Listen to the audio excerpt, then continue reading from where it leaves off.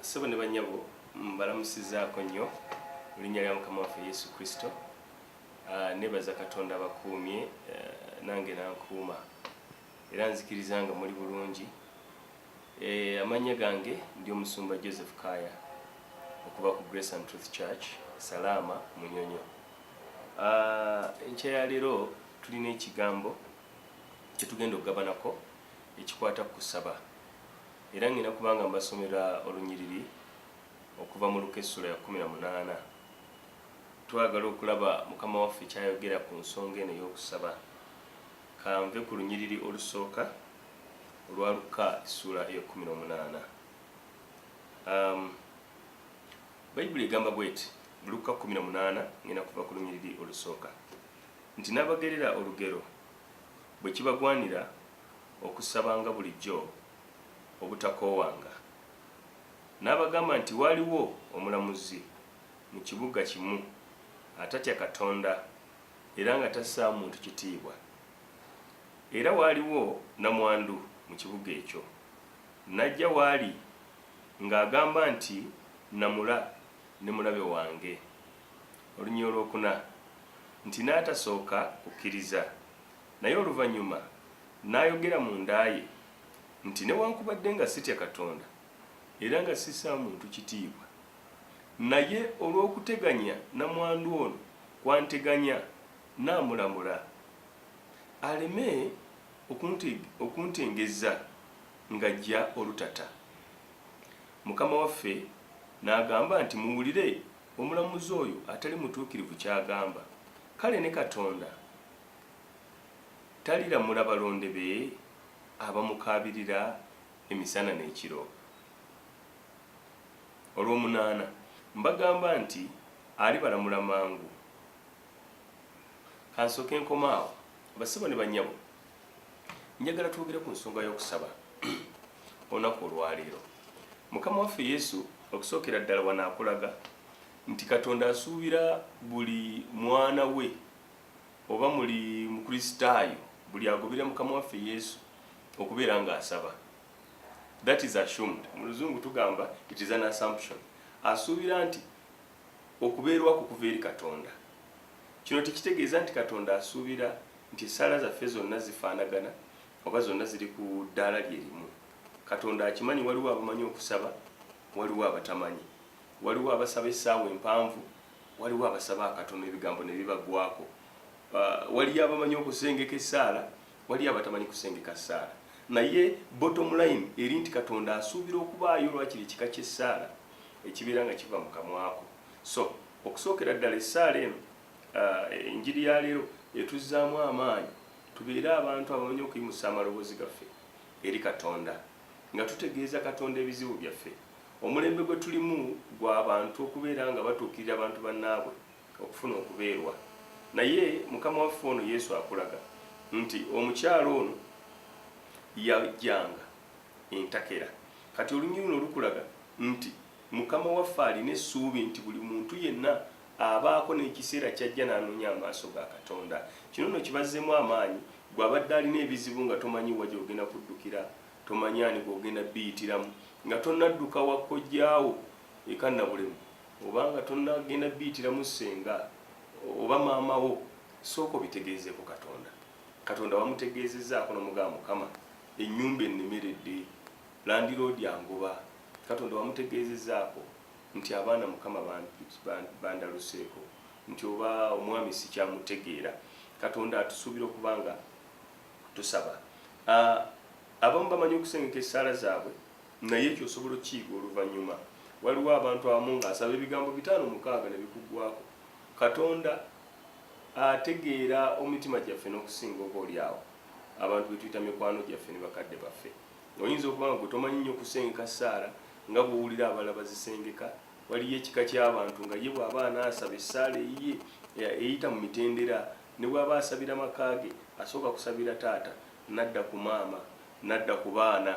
Bw'amala abaana n'akwata ekkanisa ye n'agamba nti kati aye n'ekkanisa nayo nsengeke. Asooka musumba, n'adda ku bakadde b'ekkanisa, awo wakati awo n'adda ku badiikoni, n'atandika okwegayirira kwaya. Oyinza okuba nga gwe tomanyi kusabira mitendera egyo, tomanyi kwegayirira ggwanga ng'abalala, naye olina okubaamu kano akajja eri Katonda lwaki lina omutegeeza ebikutawaanya ng'omuntu bw'ayogera ne mukwano gwe n'omugamba nti Mukama kino kinzitooweredde, Mukama kino kinnemeredde. Katonda atusuubira okusaba. Naye laba pointi ey'okubiri Mukama waffe Yesu gy'akola. Bayibuli ayogera ku kye bayita character, nakiyise character of the judge. Omulamuzi ono omukyala gye yali azze amulamule. Bayibuli emwogerako ng'omusajja yali tatya Katonda ate nga tatya bantu, tawa kitiibwa bantu.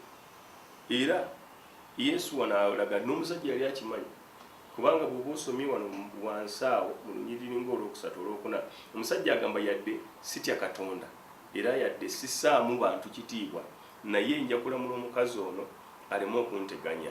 Kati ekyo kikulaga nti okusookera ddala nti omulamuzi ono akiikirira abaana b'abantu emirundi emingi gye tuddukira tufune okubeera. Abantu balina ebizibu ebyabwe ate n'abo abalina obusobozi otuyamba yadde tebalina bizibu, bo okutegana ako tekuli ku mutima gwabwe.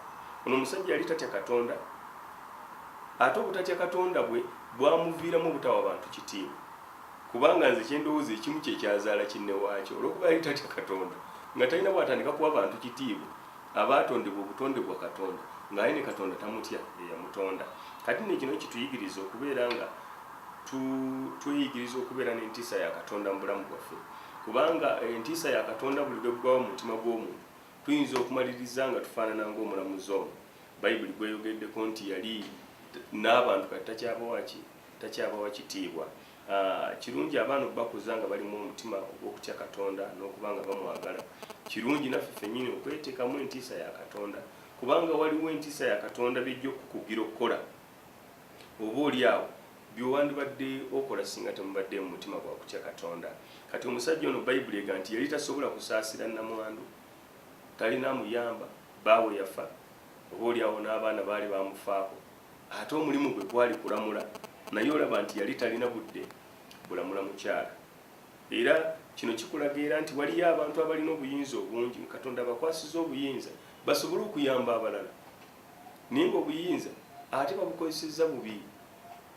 Oba oli awo nnamwandu teyalina nguzi yakuwa mulamuzi ono, oba oli awo nnamwandu yali talina banene bamanyi mu gavumenti bagenda kukubira mulamuzi simu bamugende nti owange maama wange yakajjeeyo emirundi 8 lwaki tomuyamba.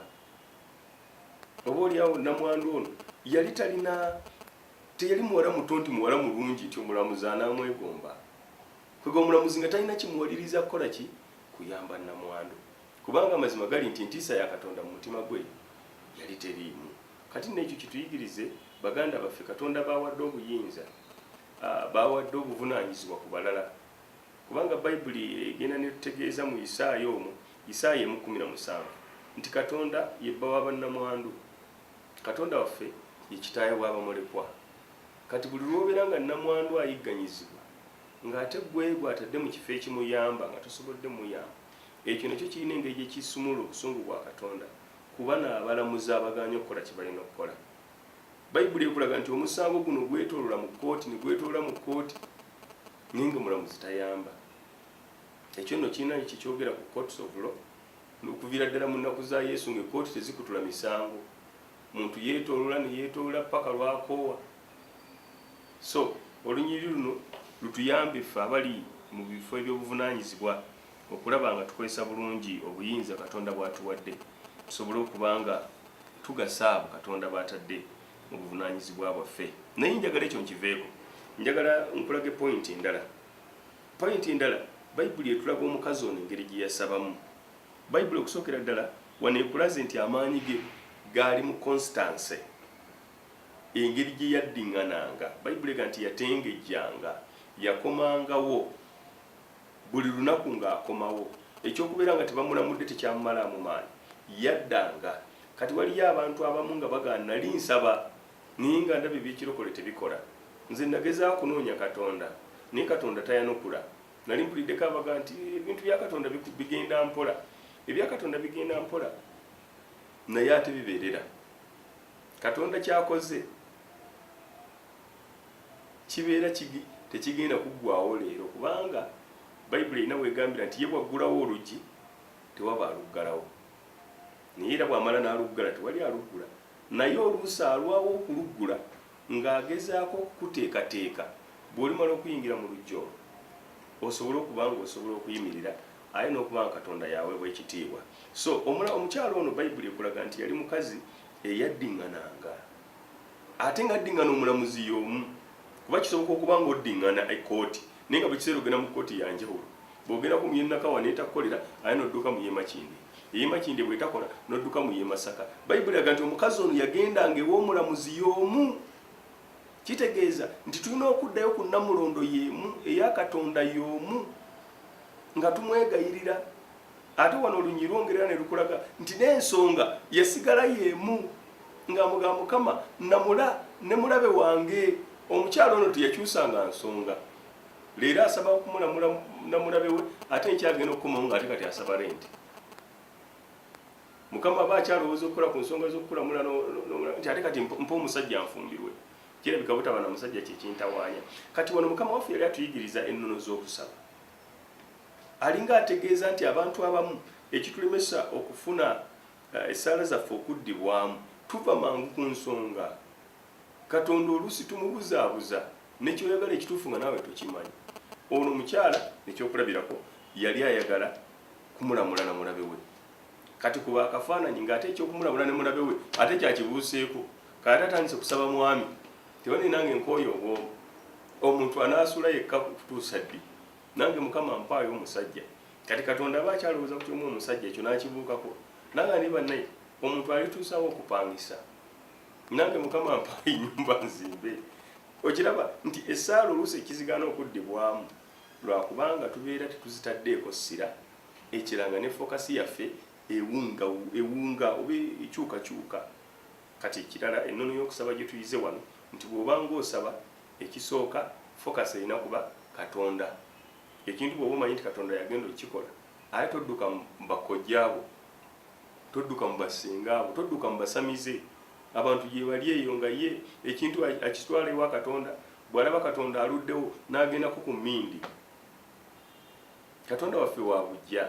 Bayibuli egamba nti Katonda wa bujja era agamba tayagala kuteekawo Katonda mulala awali ye. Kati kitegeeza nti oluusi ekikuganyisa essaala z'okuddibwamu kwe kubeera nga ogezaako wano ate nawali. Omukyalo ono yasigala agezaako omulamuzi y'omu. So ennono eyo nayo ndaba nga nkulu nnyo okubeera nga bwe tuba tusaba tubeera tugirowoozaako. Mpozi n'ekirala Bayibuli wano ekulaga nti omukyalo ono yalondoolanga omulamuzi kubanga ekulaga nti oluusi nga n'awaka atuuka nti yakonkonanga. Kuba omusajja ono omulamuzi aga nti omukazi atengejja emisana n'ekiro. So sirowooza nti omusajja ono omulamuzi yabeeranga emisana wabeera n'ekiro. So emisana oba oli awo yabeeranga ku kkooti, omulamuzi yabanga ali ku kkooti ng'omukyala atuuse kokokoko nti ani nti nze namwandu tikiki tinamula n'omulabe wange. Akawungeezi aba agenzeko mu katale agenda okulaba amuli emabega nti ani oyo nti nze namwandu tikiki namwandu nakulese mu kkooti ate mu katale oyagalayo ki tinamula n'omulabe wange. Yabanga ayingidde ewaka agenda okuwemulako yeebake agenda okulya kokoko nti ani akonkona nti nze namwandu. Namwandu kiki namula n'omulabe wange. Mukama waffe Yesu alinga akulaga nti Katonda asuubira okubeera nga tetuwa Katonda kiwummulo nga buli kiseera tukomyawo ensonga zaffe. Ensonga bw'oba owulira nga ddala ogikooye. Waliwo abantu ababeera mu mbeera ng'embeera mbi naye nga talina agenda mumuyamba Katonda bw'atamuyamba. Waliwo ebika by'endwadde nga Katonda bw'atakusumulula terijja kusumulula. Waliwo ebika by'ebizibu nga Katonda bw'atakuyamba teri agenda kuyamba. Kati olunyi luno lukulaga nti omukazi ono yalondoolanga omulamuzi. Yesu atusuubira okubanga tunoonya Katonda mu budde obusaanira ne mu budde obutasaanira. Okubeera nga tunoonya amaaso ga Katonda emisana n'ekiro. Omuntu omu yambuuza naga naye abalokole muba musabanga biki? Ne musaba ku makya, ne musaba mu ttuntu, aye n'akawungeezi ne mugenda. Muba musaba ki? Bino Yesu yabitandika abooluganda, si ffe twabitandika. Yesu akulaga nti ng'omukazi ono namwandu bwe yatengejjanga ew'omulamuzi. Naffe Katonda atusuubira okubanga tetumuwummuza. Katonda atusuubira okubanga buli kiseera tusigala tumunoonya, tusigala tukola ki? tusigala tumutegeeza ebyetaago byaffe okutuusa Katonda lwakola ki, okutuusa lwatwanukula. Waliwo olunyiriri lwenzijukidde mu Isaaya essula ya 62. Isaaya 62 aga nti mwe abajjukiza ba Mukama temukoowanga okutuusa Yerusaalemi nga kifuuse ttenga. Ekigambo ekyo obutakoowa kitegeeza okubeera nga ekintu yadde wakikoze okiddamu. Essala bweba tennaddibwamu era n'oddamu n'osaba ekintu kyekimu. Bweba tennaddibwamu okutuusa essala lwekola ki, okutuusa essala yo lweneddibwamu. Kakati Bayibuli ekulaga nti omukyalo ono yalondoola omulamuzi okutuusa lwe yalamulwa. Eyo nno nayo nno nkulu ey'okusaba. Kakati Mukama waffe bw'amala n'akulaga bano abasaba be baani. Abasaba nabo bakulu. Kuba alina w'ayogeredde awo n'aga nti Katonda tali balamula abalonde be. So abayise balonde be, kino kikulaga nti Katonda alina bayita abalonde mu nsi. Katonda alina ekika ky'abantu be yeeroboza abo abayita babe. Bayibuli bayita baana be. Bw'ono bw'osomyeko mu Yokaana essula esooka olunyole 12, Bayibuli egamba nti bonna abaamusembeza yabawa obuyinza okufuuka abaana ba Katonda. Be bakkiriza erinnya lye. Kati abo abayitibwa abaana be kitegeeza banjawulo mu maaso ge. Kitegeeza abo balina enkizo. Kakati abantu abo bwe bajja mu maaso ga Katonda ne beegayirira ne basaba, Mukama waffe Yesu asuubiza nti balina essuubi ery'okwanukulwa. Mukama waffe yeebazibwe. Era luno olunyiri wano lukulaga nti bano abantu Katonda alina omukwano ogw'enjawulo gye bali. Kiringa bw'olaba mu nsi mulimu abaana bangi. Naye si bonna nti baana bo. Ssomero liyinza okuba liriko abaana 8, ne ku baana abo 8 nga kuliko 2 abange, kuliko owange owa P2 n'owange owa P7. Kati abeera bwemba ngenza okukyala ku visitingidde, bwe nsumula omuceere be balya siriisa ssomero lyonna. Mukama yeebazibwe. Bwe mba nga tutte pocket money abange bempa kuba be baani be bange. Kakati kitegeeza nti kikulu naawe first of all nze wa Katonda ndi ani.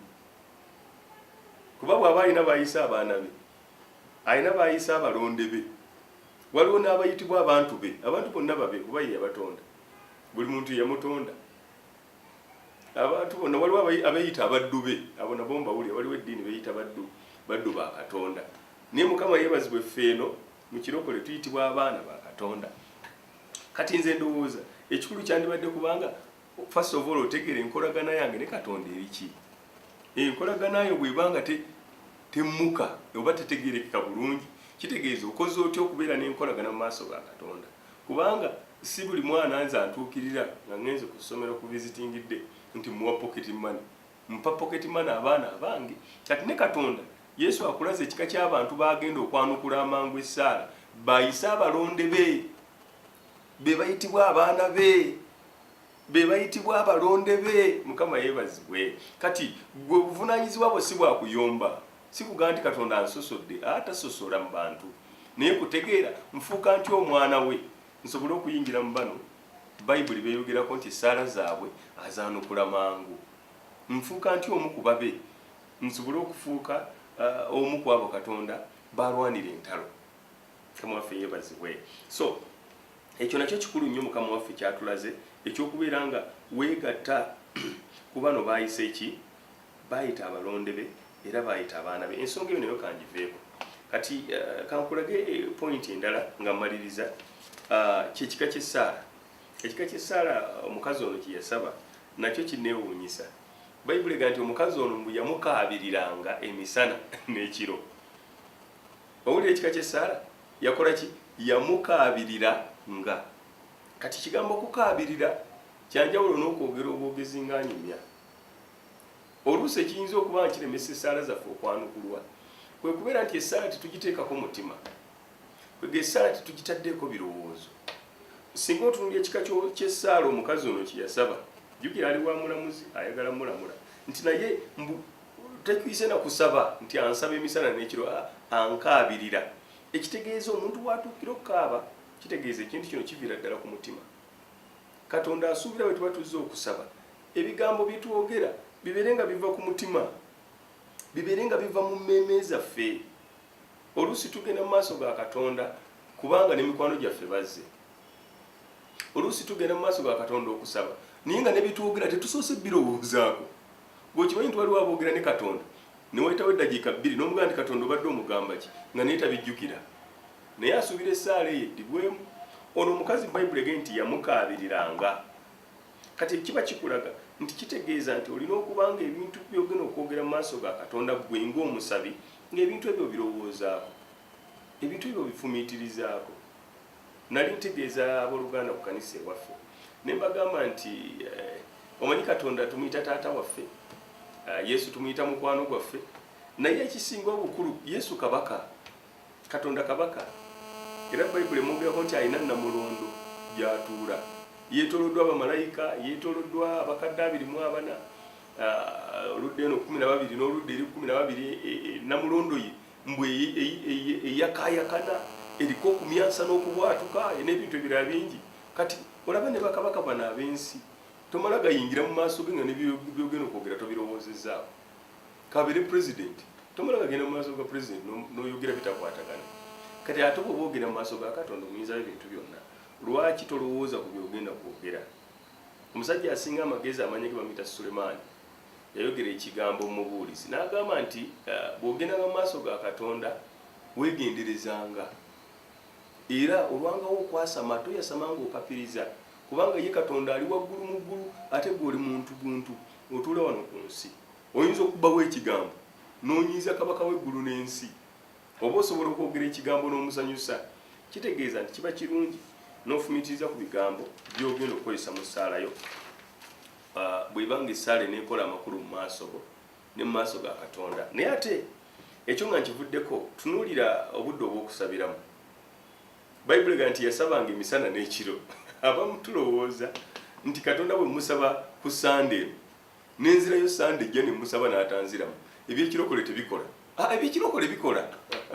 Ebyekirokole bikola. Naye obuzibu buli nti gwe tosobodde kuwa Katonda budde bwetaagisa. Tosobodde kubanga oddiŋŋana emirundi egyetaagisa. Ono yasabanga emisana n'ekiro. Ono yasabanga ku makya, mu ttuntu n'akawungeezi. Kitegeeza nti essaala egenda okwanukulwa yeyo essaala eddiŋŋana mu biro ebisaanira n'ebitasaanira. Ye essaala esabibwa emisana aye n'esabibwa n'ekiro. Mukama waffe yeebazibwe. So kitegeeza nti frequency of prayer, actually Katonda yennyini atusuubira okuba ntuddiŋŋana. Era nze ndowooza zimu ku nsonga lwaki Katonda takolerawo, atunyumirwa. Ffe tumwagalako bye tumwagalako atuwe, twagala atuwe ssente, twagala Katonda atuwe emirimu, twagala Katonda atuwe amayumba, naye ate ye Katonda ffe baayagala. Era Mukama waffe Yesu yayogera ekigambo ekinsanyusa mu Matayo essula y'omukaaga, yagamba musabenga bwe muti, Kitaffe ali mu ggulu, erinnya litukuzibwe, obwakabaka obujje byagala bikolere ku nsi. Kati bw'amalawo n'agamba nti otuwe emmere yaffe eya leero oba eya buli lunaku. Kitegeeza buli lunaku Katonda atusuubira okukomawo tumusabe, kuba akimanyi buli lunaku tulya. Kati singa twamusabanga mmere ya mwaka, kitegeeza bamala ojjukwa ogwo omwaka togenda kudda. Kati saagala weerabire Katonda ekyamutonze omuntu fellowship. Katonda ayagala obumu buno. Buli lw'okomawo ku namulondo n'akulabako mwana wange azze, ekyo ekimuwa essanyu, ekyo ekimusanyusa nti okomawo mu kubeerawo kwe. So kati gweoyinza okubanga eriiso litunuulidde emmere, naye ate Katonda ye anoonya mutima gwo, anoonya kubeera n'ankolagana naawe. Mukama waffe yeebazibwe. So kakati ekyo nakyo kikulaga nti kikulu nnyo okubeera nga tuddiŋŋana mu maaso ga Katonda, si lwe tukiwulira oba si lwe tutakiwulira. Waliyo ekika ky'abantu nga ye asaba lwakiwulira. Waliyo abalala nga ye Bayibuli agikwatako ku Sande, asaba ku Sande ku makya. Ate ne kye tuyita okusaba ennaku zino kikyuse nnyo, kubanga emirundi mingi tusobola okugenda ku kkanisa, ogenda okutuuka awo osanga n'okusinza okutendereza kuwedde, osanga ennyimba 2 ezisembayo ez'okutendereza olwazi ez'okusinza, ezo bwe ziggwa Musumba n'agamba nti mubikule Matayo 3, n'agisoma n'amala n'aginnyonnyola. Bw'amala oginnyonnyola n'owaayo ekiweebwayo n'oddayo eka. Ne bagamba ovaawa nti nva kusaba, naye okakasa osabye. Oyimba ennyimba 2, bw'omaze Omusumba n'ayogera ki? N'ayogera by'ayogedde n'odda ewaka. Okusaba si kwe kuyimba ennyimba ezo 2. Omusumba n'abuulira enjiri gy'abuulidde. Okusaba ye gwe okubeera ng'oyogera ne Katonda, kwe kubeeranga you communicate, you commune with God. Bayibuli ekulaga ku lubereberye nti buli kawungeezi Katonda yajjanga n'ayogeramu ne Adamu n'anyumya ne mukwano gwe, era Adamu yasigala anyumya ne Katonda okutuusa ekibiro kyayingira. Okiraba ekyayonoona okusaba kuno okutuuka okusaba okutufuukira okuzibu kibi. Bayibuli ekulaga nti Adamu bw'amala okulya ku muti gwe baamugaana nti Katonda n'amugamba Adamu oliwa nga yeekwese mu bikoola. N'amugamba nti oliwa nti ndi eno neekwese. Nti lwaki weekwese? Olidde ku muti gwe nakugaana. Nti omukazi gwe wampa. Mukazi kiki kino ky'okoze? Nange sinze omanyi omusota. Kakati awo omuntu n'atandika okudduka mu maaso ga Katonda. Era awo essaala weeva okufuuka badeni naye ng'okubeerawo kwa Mukama olubereberye lyali lirina kuba ssanyu lya Katonda ate era nga ssanyu lya muntu. Ng'omuntu kyayagala kubeera wali Katonda we, ne Katonda kyayagala kubeera wali muntu we. Kakati essaala eno Bayibuli Yesu bw'ayogera nti yajjanga emisana n'ekiro ekulaga nti Katonda aba ayagala tubeere nga tetumuggyako bujja bibye naye nga tuzimba enkolagano wakati waffe naye. Njagala kumaliriza n'akasonga kano nti bwe tuba tunuulidde Mukama waffe engeri gy'afundikira ageraageranya omukyalo ono bye yayitamu n'abasabi bye tusuubira okuyitamu, akulaga nti waliwo discouragement yasobola okulwawo. He may bear them long, he may tarry, ayinza okulwawo okwanukula. Kitegeeza nti waliwo ebika by'essaala Katonda z'ayanukula amangu, waliwo ezibeera ng'eziruddewo. Naye encouragement eri nti ne bw'aba aluddewo amazima gennyini Katonda ajja kwanukula. Aye n'ekirala bw'abanga ogeraageranya omulamuzi ono ne Katonda, Yesu akulaga nti olaba omulamuzi atatya Katonda ate nga tawa kitiibwa bantu yasobola okwanukula. Ate Katonda omutuukirivu ye talisingawo okwanukula essaala zo. Ekyo no kituzzeemu amaanyi baganda bange ne bannyinaze abasaba nti mu buli ngeri yonna Katonda agenda kwanukula. Essaala okulwawo tekitegeeza nti tagenda kugyanukula. Aye n'ekirala ono mukazi namwandu terina nkolagana yonna na mulamuzi, lyagabuganye namula.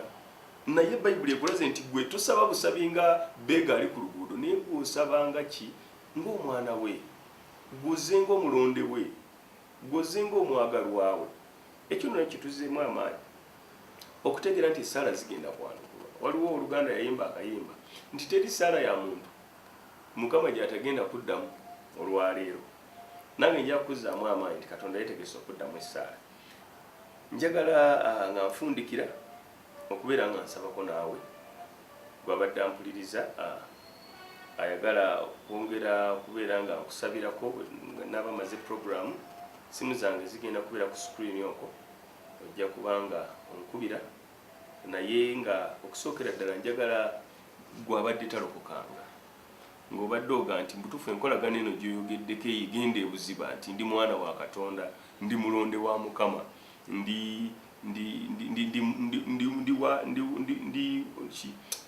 kubanga olina enkolagana relationship, ndi wa munju ewa Katonda. Enkolagana eyo obadde togirina, njagala onsabeko naawe.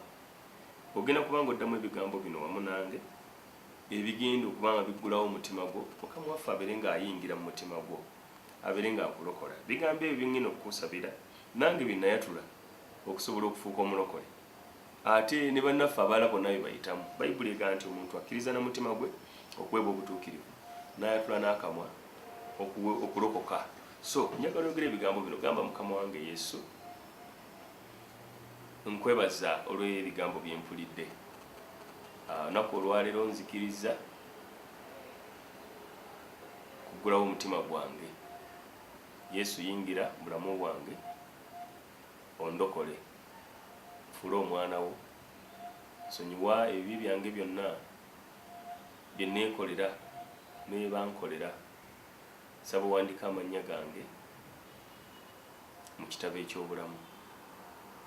Olwaleero nsazeewo nga sikakiddwa ti ndokose. Nkwebaza Mukama olw'okundokola mu linnya lya Mukama waffe Yesu. Gamba nti amiina. Amina. So njagala obebaza mikwano gyange. Programu yaffe ejja kubeerangawo buli kumakya ku Star TV okutandika ku ssaawa 12:30 ku Sunday morning. Tujja kubanga tumala ssaawa emu ey'okumakya. Osobola n'okutufollowinga ku YouTube ne ku Facebook. Address zange ngenda kuba nzibawo ku screen. Tusigale nga tucommunicatinga. Mbagala nnyo. Nsigadde ndi omusumba Joseph Kaya okuva ku Grace and Truth Church Salama Munyonyo. Kama wafa abampera omukisa. Bye bye.